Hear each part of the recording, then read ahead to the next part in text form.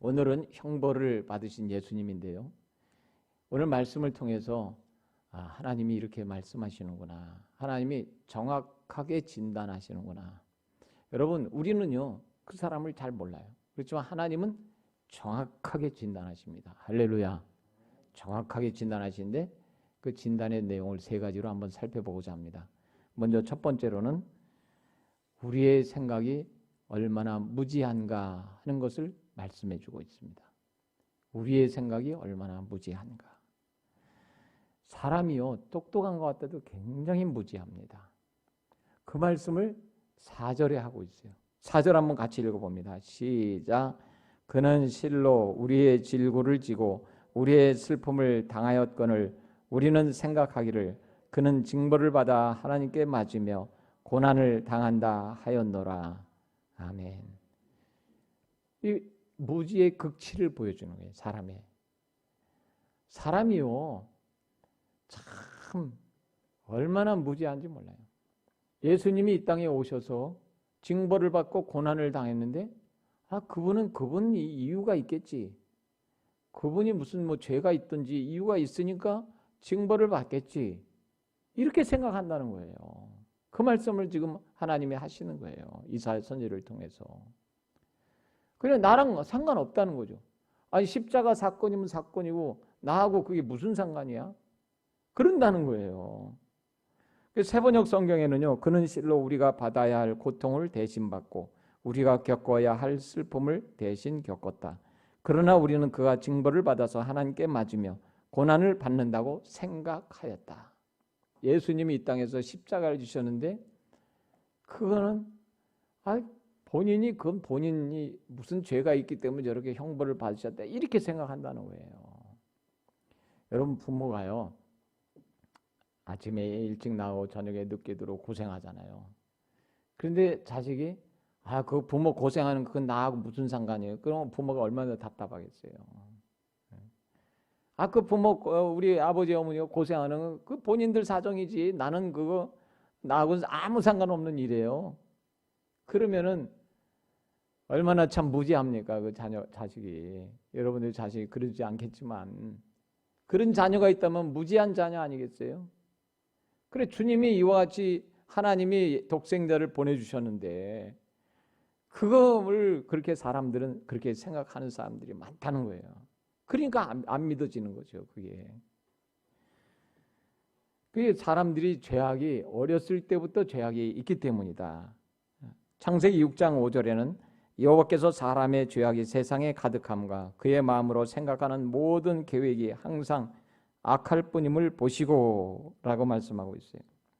여러분, 저와 여러분은 예수 그리스도의 십자가의 고난이 나 때문이라는 것을 또 그렇게 그분이 고의로 십자가를 지셨다는 것을 꼭 인식할 수 있기를 축원합니다. 그러니까 무지해서 망한다는 거예요. 호세아 4장 6절에는 내 백성이 지식이 없으므로 망하는도다 라고 말씀하고 있어요. 무지해서 사람들이. 그러니까 또 호세아 6장 3절에는 그러므로 우리가 여호와를 알자, 힘써 여호와를 알자라고 말씀하고 있어요. 하나님을 알 수 있기를 축원합니다. 하나님의 그 마음을 알아야 돼요. 그 다음에 두 번째로는요, 오늘 본문에서 주님이 왜 형벌을 받았는가 하는 것을 가르쳐 줍니다. 왜 형벌을 받았는가? 십자가 형벌을 지신 이유를 말씀하고 있습니다. 누구의 허물과 죄악 때문인가 하는 것을 가르쳐 주고 있어요. 우리 5절 같이 한번 읽어봅니다. 시작. 그가 찔림은 우리의 허물 때문이요 그가 상함은 우리의 죄악 때문이라. 그가 징계를 받음으로 우리는 평화를 누리고 그가 채찍에 맞음으로 우리는 나음을 받았도다. 아멘. 과연 누구 때문에 주님이 찔리시고 누구 때문에 상하셨는가? 왜 그렇게 하셨는가? 누구의 죄와 허물 때문인가 하는 것이죠. 저와 여러분의 죄인 줄 믿으시기 축원합니다. 나의 죄악으로 인해서 이와 같이 무서운 형벌을 받으신 겁니다. 하나님이 이처럼 하나님의 아들을 보내신 것은 우리를 살리려고 그러신 겁니다. 에베소 2장 1절에 보면 그는 허물과 죄로 죽었던 너희를 살리셨도다. 할렐루야. 우리를 살리려 하신 거예요. 그래 구원하려고. 그 마태복음 1장 21절에 아들을 낳으리니 이름을 예수라 하라. 이는 그가 자기 백성을 저희 죄에서 구원할 자이심이라. 그래 구하기 위해서 살리기 위해서 우리를 이 땅에 오셔서 십자가를 지셨다 하는 것이죠. 왜? 살려야 되니까. 죽으면 안 되니까. 지옥 가면 안 되니까. 살리기 위해서 우리를 살리기 위해서 속죄의 제사를 드리셨다. 염소와 양과 송아지의 피로 할 수 없는 영원한 속죄의 제사를 드리신 제물이 되셨다. 예수님은요 제물이에요. 제물. 제사의 제물. 그러므로 십자가는 무서운 형벌의 상징입니다. 피제사를 말씀하고 있는 겁니다. 피의 제사예요. 십자가라는 것은요 피제사, 제사의 제물. 제물이 있어야 될 거 아니에요. 제사에는. 그게 피제사예요. 찬양했지만 지난주에도 우리가 찬양했지만 죄 없으신 주 독생자 하나님 보좌를 떠나 죄악된 땅에 오셨네. 십자가 지신 어린 양. 죄 없으신 주 독생자 하나님 보좌를 떠나 죄악된 땅에 오셨네. 십자가 지신 어린 양. 제물이라니까요, 주님이요. 그러니까 주님은 제물 되시기 위해서 이 땅에 오셨다 하는 것을 믿을 수 있기를 축원합니다. 그런데 제물이 흠이 없고 점이 없어야 돼요.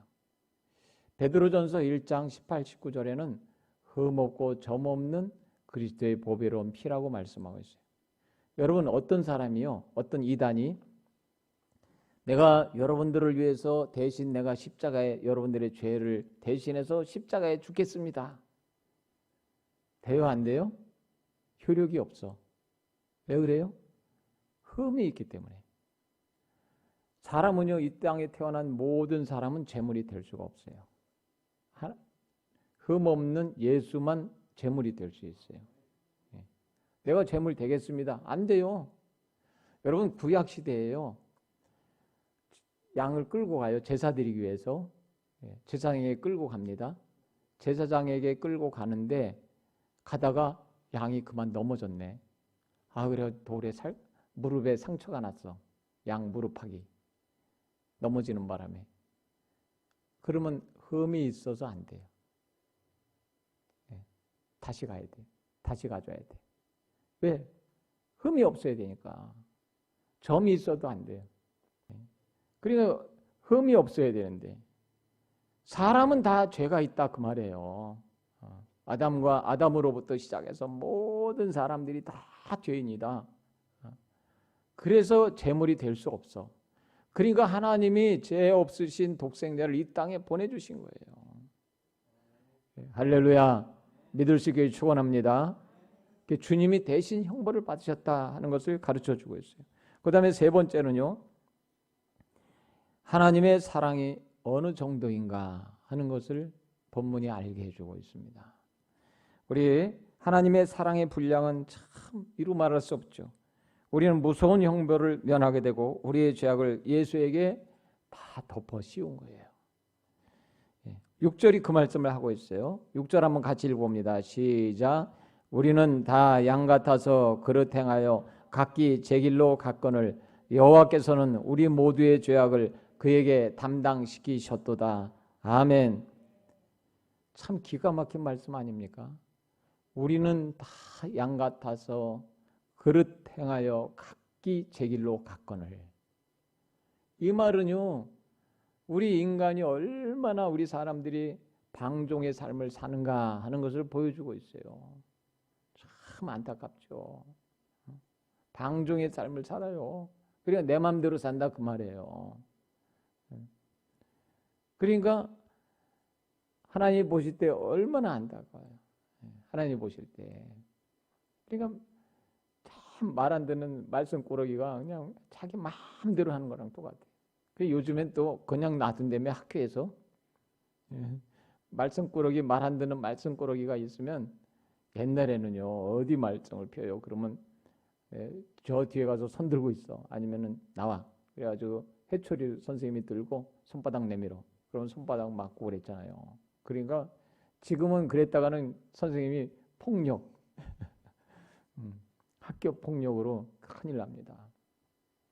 그냥 선생님들이 내비둔대잖아요. 그냥 잠을 자도 내비두고 그냥 떠들어도 내비두고 공부하다가 가는 놈 있어도 내비두고 가냐 그러고 말지. 그냥 왜 가냐 그랬다가는 나 상관 말아요. 나 지금 볼 일 있어 가요. 그럼 내비둔대. 그럼 가면은 걔가 2시간 하고 조퇴했구나. 그렇게 그냥 체크만 하지. 이게 보통 문제. 왜? 다 그렇대. 각기 제 길로 다 가버리는 거예요. 각기 제 길로 갔다. 그 말이에요. 자기 마음대로 하는 거야 학교에서. 그래서 선생님이 감당이 안 돼. 그 내비두는 거예요. 왜? 뭐라 그러면은 그게 이제 또 자기 괜히 선생님 그 말 해가지고 그 애를 생각하면 해줘야 돼. 뭐라고 해줘야 돼. 야 그러면 되냐. 앉아. 네가 참아야지. 참는 것도 배워야 되는 거야.